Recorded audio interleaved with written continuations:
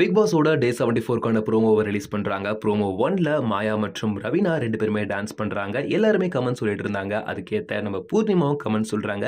அதாவது பூர்ணிமா மாயாவை பார்த்து சொல்கிறாங்க, ரவீனா உங்களுக்கு நிறைய ஸ்பேஸ் கொடுத்துருக்காங்க இந்த பாட்டில். ஆனால் இந்த ஸ்பேஸை நீங்கள் ப்ராப்பராக யூஸ் பண்ணல. அது மட்டும் இல்லாமல் இந்த பாட்டுக்கு ஏற்ற மாதிரி நீங்கள் ஆடலை.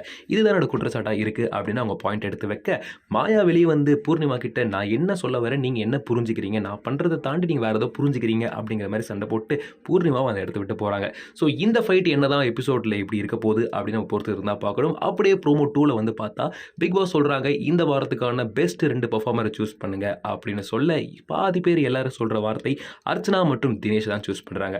ஆனால் அர்ச்சனாவால் டிக்கெட் டு ஃபினாலே போக முடியாத காரணத்தினால இந்த பாயிண்ட்டை நீங்கள் யாருக்காச்சும் கொடுக்கலான்னு பிக் பாஸ் சொல்கிறதுக்காக நம்ம அர்ச்சனா யாரும் எதிர்பார்க்காத விதமாக பூர்ணிமா பேரை சொல்கிறாங்க. பூர்ணிமா மூஞ்சில் அந்தளவுக்கு ஷாக் இருக்குது.